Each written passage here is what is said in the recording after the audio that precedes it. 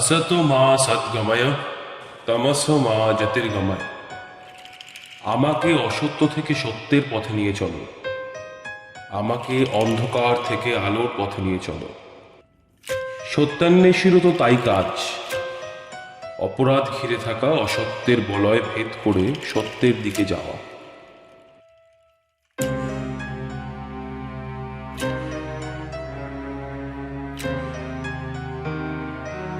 সেই পথ পিচ্ছিল, বিপজ্জনক, অন্ধকারাচ্ছন্ন, তবুও সেই যাত্রা থামে না।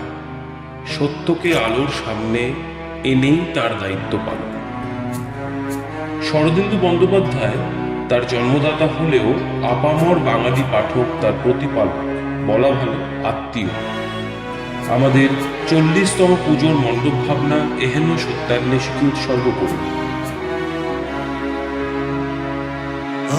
প্রতিটি সংবাদপত্রে আর চায়ের দোকানের আড্ডায় প্রতিটা মানুষের মুখে মুখে শোনা যেত, আর সেই রহস্য হলো গ্রামাফোন পিন মিস্ট্রি।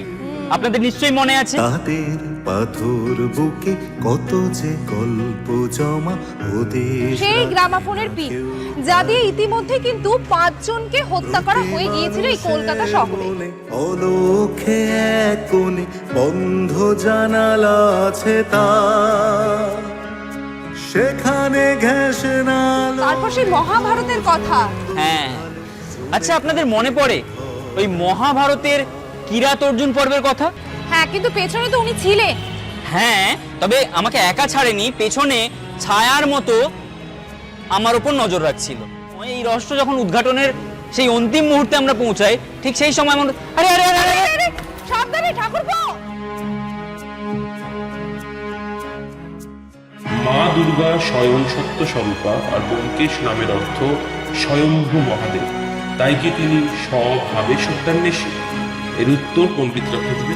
আমরা শুধু জানি সত্য স্বরূপা মায়ের আরাধনায় সত্যান্বেষী ব্যোমকেশের উপস্থিতি, মানে যাকে বলে রাজ্যতক। ভালো মন্দের ভিড়ে অপরাধী ঘুরে ফেরে, সব কিছু মিলে একাকার। প্রতি মানুষের মনে অলৌখে এক কোণে বন্ধ জানালা আছে তার, সেখানে ঘেঁষে নালো নিখোঁজ মন্দ ভালো, জমে থাকে নিথর আধার।